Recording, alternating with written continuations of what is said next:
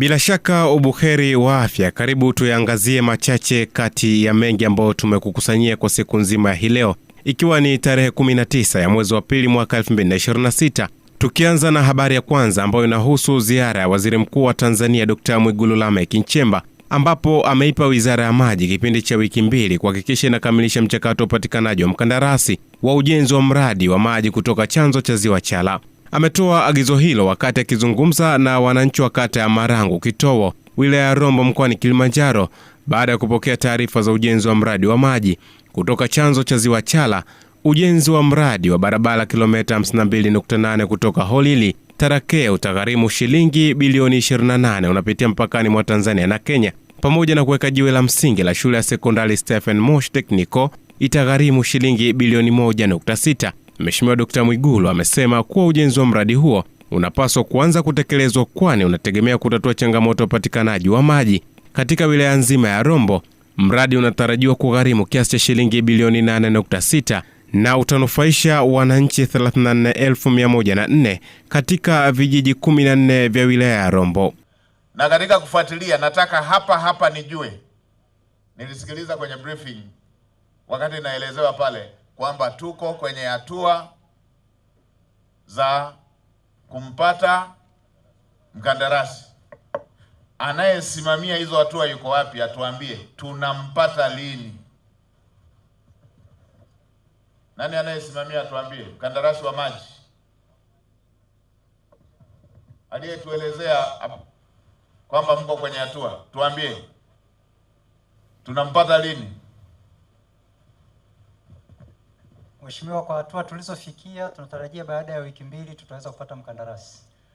Baada ya wiki 2 tutapata mkandarasi. Ndio. Leo tarehe 19, wiki 2 zinaishia lini?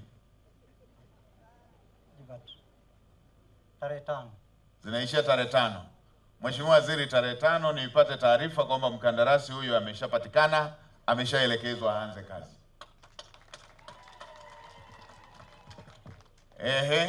Upande wa barabara, kazi hiyo inaanza lini?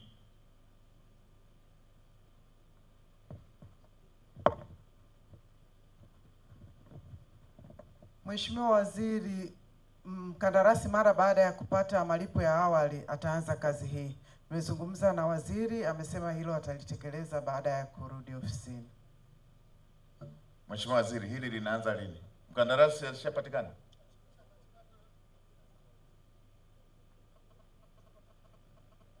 Imeshasainiwa? Ndio ile inayoingia kwenye lile kundi. Nimeshamwelekeza waziri wa fedha atafute fedha popote pale ya kulipa malipo ya awali kwa wakandarasi ambao tayari wameshasaini, wanasubiri malipo ya awali. Tunashukuru Mheshimiwa Waziri Mkuu. Kwa hiyo waambieni akae standby ili kazi iweze kuanza. Sawa Mheshimiwa Waziri Mkuu.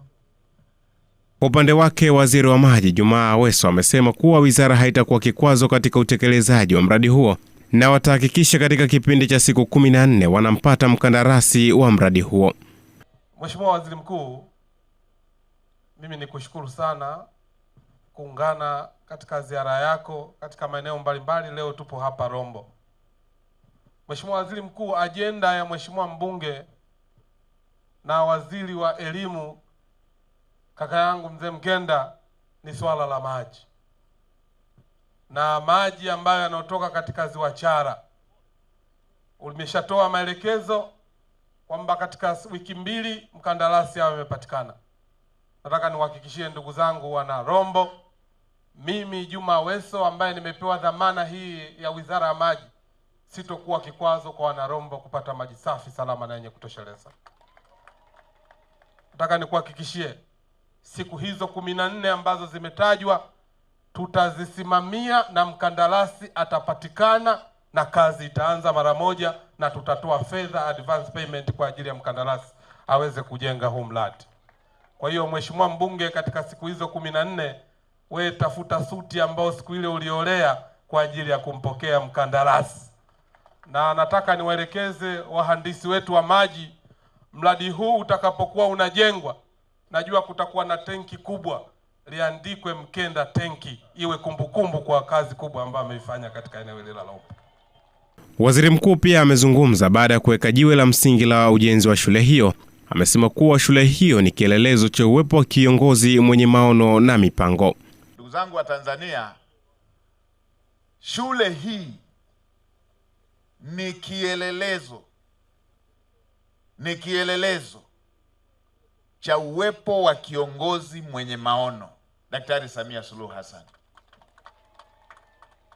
Haya ni maono, na si maono tu ya kwenye maandishi, ya kwenye mipango. Ameona na ndani ya muda mchache sana, takriban miaka 4 na sehemu hivi, zimejengwa shule zaidi ya 100. Mheshimiwa Naibu Waziri amesema 103 za aina hii kwa nchi nzima.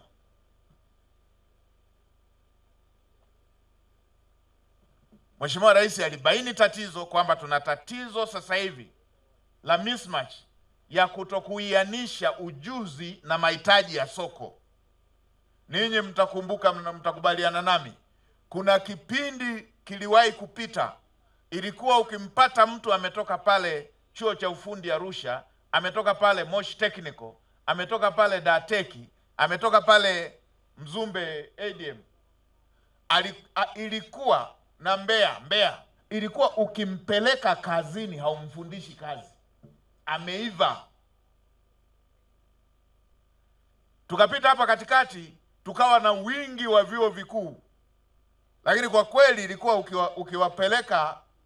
ukiwapeleka kwenye kazi zile zinazohitaji mtaalamu wa kazi mwenyewe, tukawa tunaona mapungufu yale. Mheshimiwa Rais akasema haiwezekani waajiri walalamike, wananchi walalamike na serikali ilalamike. Akasema lazima tuchukue hatua mara moja. Mradi huo utahusisha ujenzi wa madarasa 8, ofisi 2, chumba kimoja cha tehama, maabara ya kemia na biolojia, mabweni 4 ya wasichana na wavulana, bwalo 1, karakana 1 ya magari, matundu 8 ya vyoo vya wasichana na wavulana na kichomea taka. Pia utahusisha uchimbaji wa kisima cha maji cha ardhini, jengo la utawala na nyumba 1 ya mtumishi. Tukiangazia taarifa nyingine kutoka huko mkoani Ruvuma, mkuu wa mkoa wa Ruvuma Mheshimiwa Brigedia Jenerali Ahmed Abbas Ahmed amewataka wabunge wote wa mkoa huo kuweka tofauti zao pembeni na kushirikiana kwa pamoja katika masuala ya kimkoa ili waweze kuzungumza kwa sauti moja ndani ya bunge na kuhakikisha changamoto za mahitaji ya wananchi wa Ruvuma yanapatiwa ufumbuzi. Akizungumza wakati wa baraza la ushauri la mkoa lililofanyika katika ukumbi wa Songea Club uliopo manispaa ya Songea, mkuu wa mkoa amesema kuwa licha ya kila mbunge kuwa na wajibu wa kushughulikia changamoto za majimbo yake, bado kuna masuala ya kimkakati yanayohusu mkoa mzima ambayo yanahitaji umoja na msimamo wa pamoja.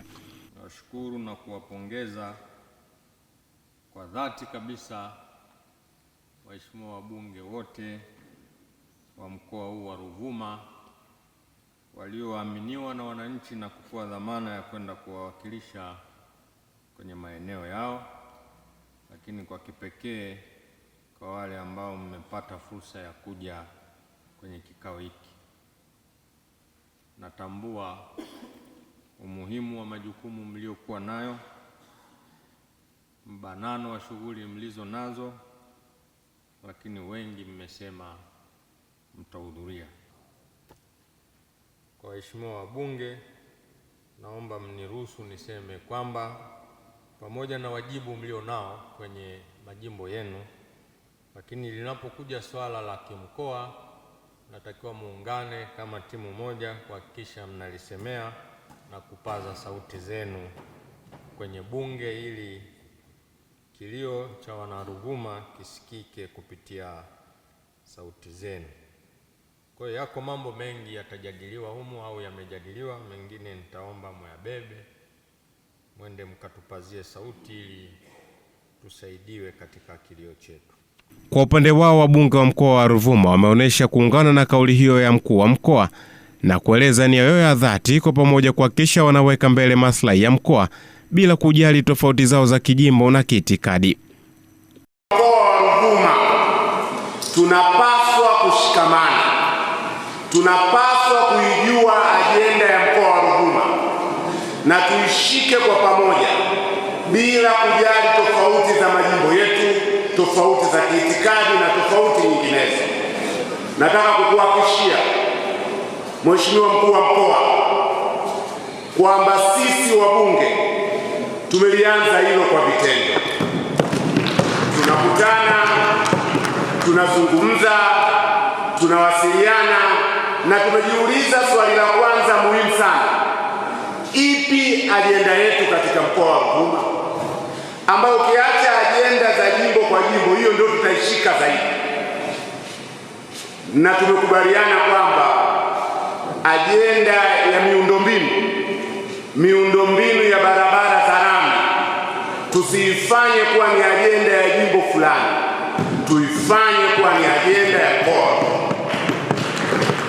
Mimi siko mbali sana na mbunge aliyepita, kama tulivyosema na walivyotoa rai wabunge wote kwa pamoja kwa ajenda za kimkoa, na sio kila mtu anakuwa kijanja tutafika. Naomba mkono yote alisema, lakini kipekee nitoe sana shukrani kwa serikali yako ya mkoa wa Ruvuma.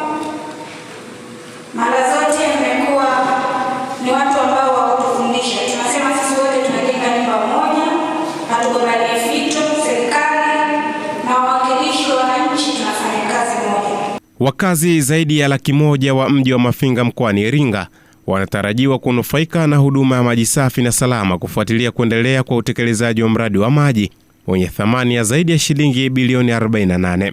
Mradi huo unasimamiwa na serikali kupitia mamlaka ya maji safi na usafi wa mazingira ya Mafiga MAUWASA, ukiwa ni sehemu ya juhudi za kitaifa za kuboresha na kusogeza karibu huduma ya maji kwa wananchi katika maeneo mbalimbali ya nchi.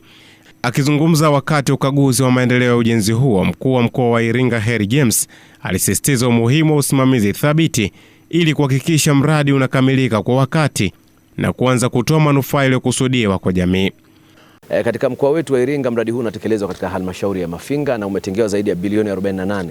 Lengo hasa ni kuhakikisha kwamba tunaboresha upatikanaji wa maji safi na salama, lakini pia kuhakikisha kwamba uhakika wa maji kwa maeneo yote ya uzalishaji mali pamoja na maeneo ya huduma, wananchi wanakuwa na uhakika wa maji. Mambo makubwa matatu ambayo tunataka tuhakikishie wananchi wa mkoa wa Iringa, hasa katika eneo hili la Mafinga na maeneo ya jirani, ni kwamba serikali inautizama mradi huu kwa unyeti wake na umuhimu wake, na hivyo jitihada kubwa zinaendelea kufanyika kuhakikisha kwamba lengo la kuhakikisha mradi unatekelezwa, unakamilika na unaanza kutoa huduma tunasimamia vizuri. Kwa upande wake, mkurugenzi wa MAUWASA John Masanja amesema lengo kuu ni kuimarisha upatikanaji wa maji safi na salama kwa uhakika, sambamba na kuboresha mtandao wa usambazaji ili kukidhi mahitaji ya sasa na ya baadaye ya wakazi wa Mafinga. Lengo la mradi huu ni kuboresha hali ya upatikanaji wa maji safi na salama kwa wananchi, kwani uzalishaji utaongezeka kutoka wastani wa uzalishaji wa lita milioni 2.7 hadi lita milioni 10 kwa siku.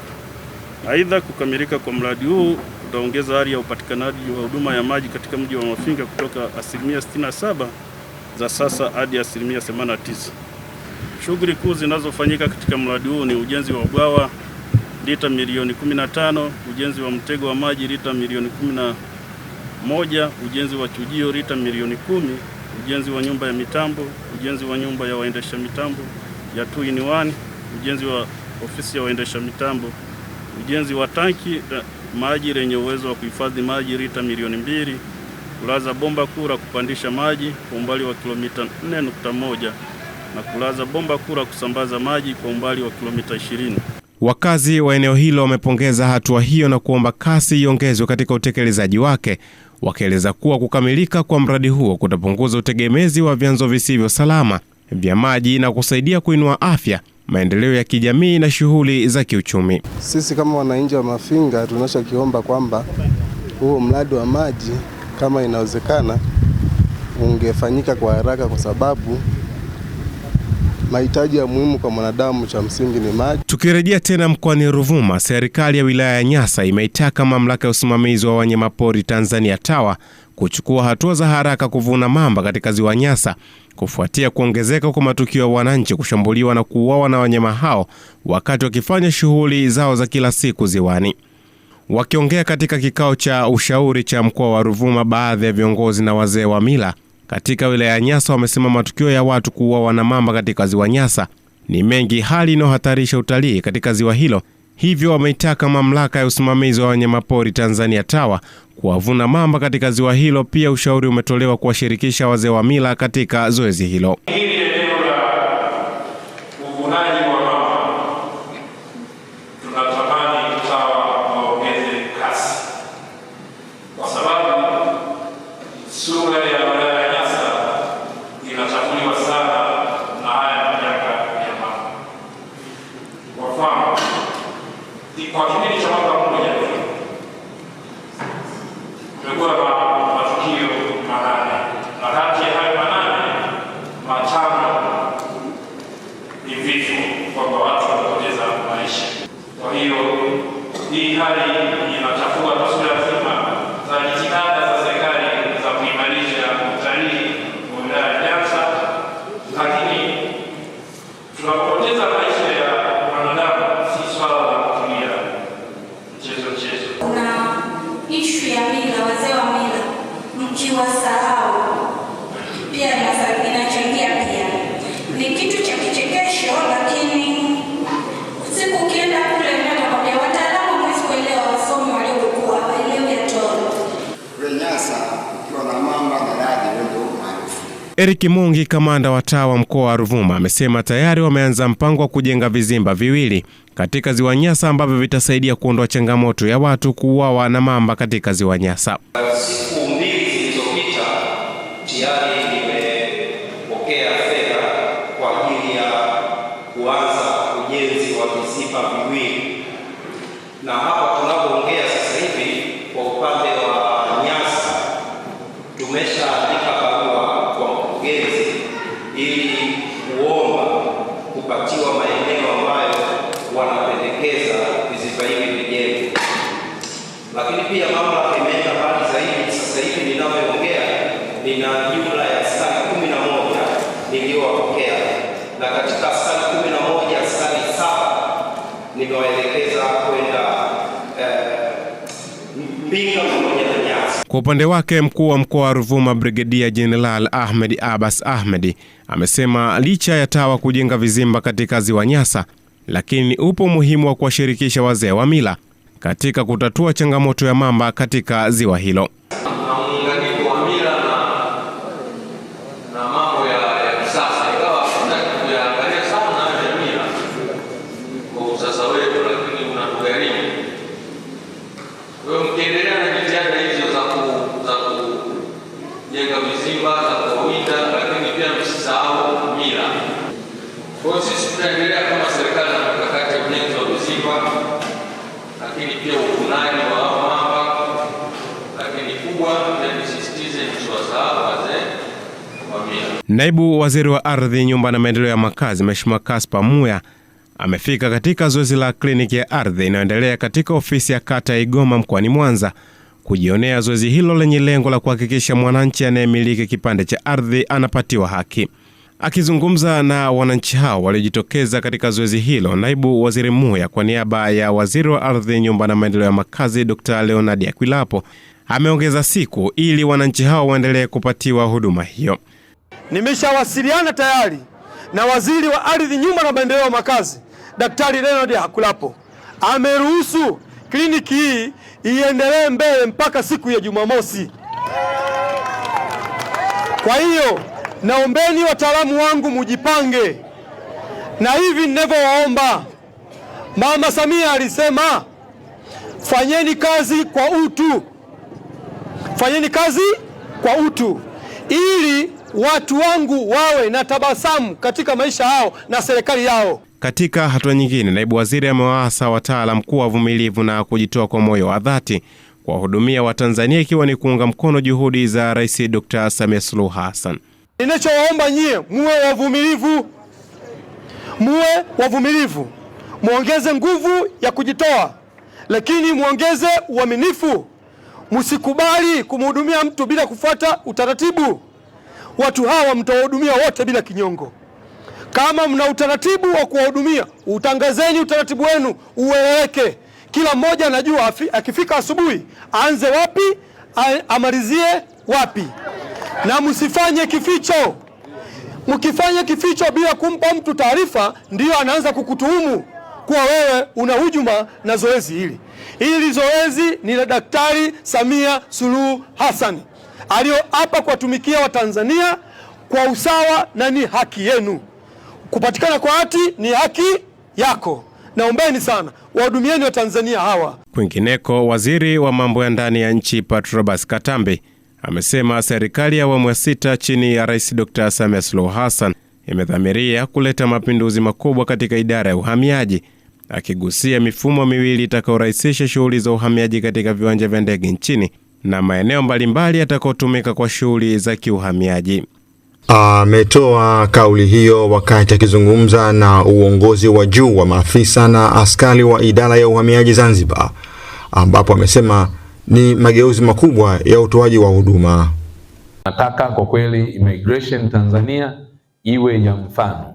Tutaenda kuboresha maeneo mengi hatua kwa hatua.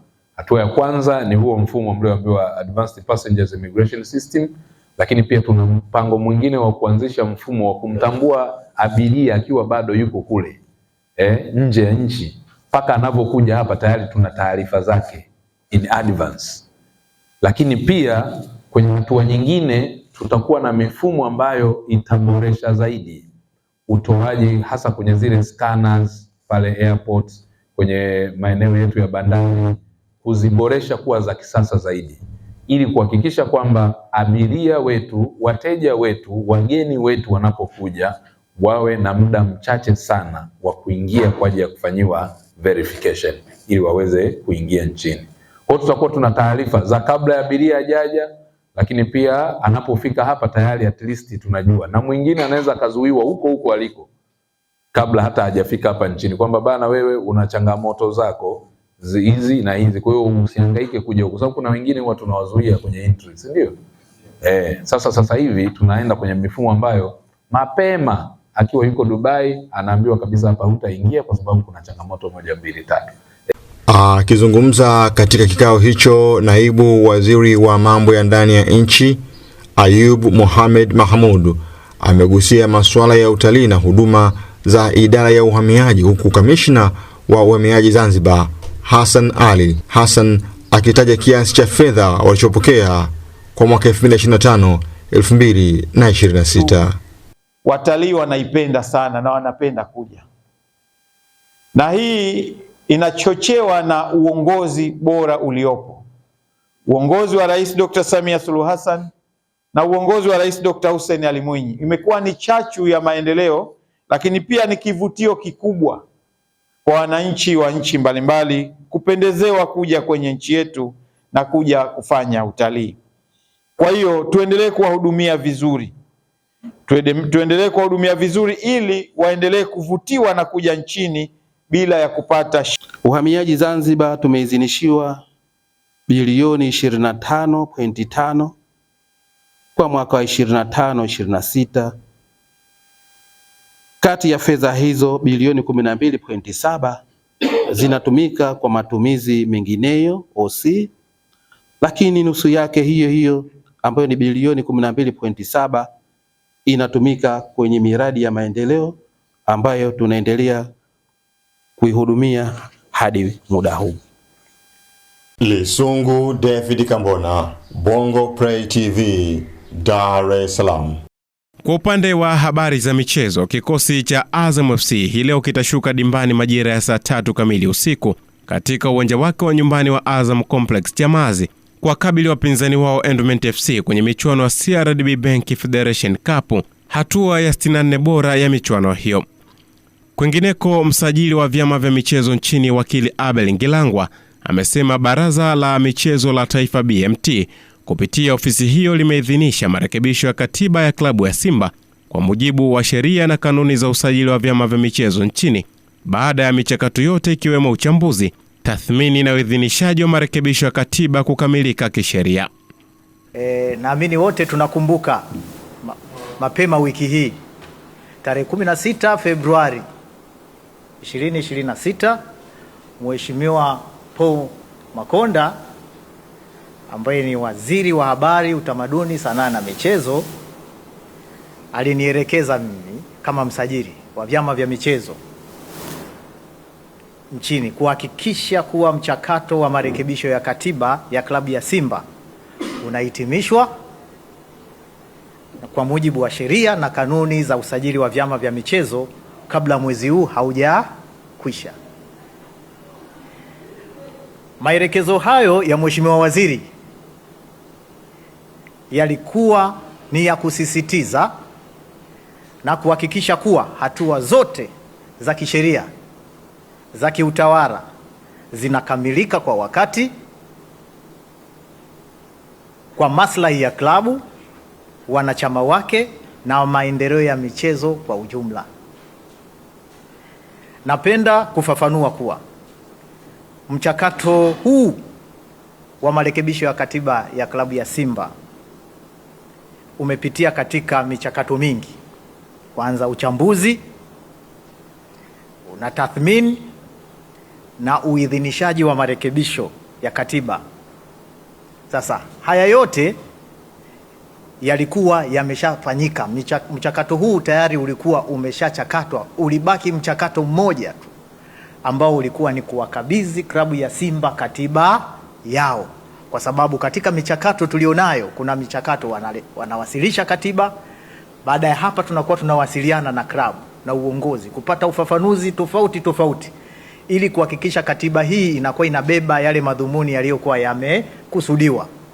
Kwa hiyo katika mchakato huo, mchakato wa mwisho kabisa ni wa kukabidhi katiba, ambao unapokabidhi katiba hiyo unahakikisha kwanza uongozi wa klabu ya Simba una sign, unakubali kwamba haya ndio marekebisho sahihi na yamebeba yale maudhui waliokusudia kwenye fomu maalum ambayo wana sign, ambayo tayari sasa kupitia maelekezo hayo ya Mheshimiwa Waziri, ofisi ya msajili imeshakamilisha hatua hiyo ya mwisho ya kukabidhi katiba na kupokelewa rasmi, ambayo katiba imeidhinishwa. Kwa hiyo katiba ya klabu ya Simba imeshakabidhiwa kwenye uongozi wa klabu ya Simba. Tukitamatisha na taarifa kwa upande wa habari za michezo, uongozi wa Singida Black Stars Sports Club kupitia kwa mtendaji mkuu Jonathan Kasano umetangaza kuteuliwa kwa Bi Tabita Kidawawa kuwa mkurugenzi wa masoko na mashindano kuanzia leo Februari 19, 2026. Katika taarifa iliyotolewa kwa vyombo vya habari, imeeleza kuwa Bi Kidawawa ana uzoefu wa kutumikia klabu mbalimbali hapa nchini, hivyo ina imani na uzoefu wake. Kidawawa amewahi kuhudumu katika nafasi mbalimbali za uongozi katika klabu mbalimbali ikiwemo Singida Big Star na Fountain Gate. Kwa upande mwingine, afisa habari na mawasiliano wa kikosi hicho Hussein Masanza amesema kuwa ameufunga rasmi ukurasa wa mashindano ya kimataifa na lengo lao la kufika hatua ya makundi limetimia. Tunamshukuru sana Mwenyezi Mungu. Kwanza tumeufunga rasmi ukurasa wa michuano ya kimataifa kwa sababu tumeshaondolewa kwenye mashindano, lakini tumerudi tukiwa na kitu cha kujivunia. Malengo ambayo tuliweka msimu huu ya kuingia hatua ya makundi tumeyafanikisha kwa 100%. Hilo ni jambo ambalo Wanasingida wanalifahamu na wanafuraha nalo kweli kweli. Tumefikia tamati wa mkusanyiko wa matukio yetu kwa siku nzima ya hii leo. Nikutakia utazamaji mwema wa vipindi vingine vinavyoendelea. Nikutakia usiku mwema usiokuwa na bugza wala rapsha ndani yake.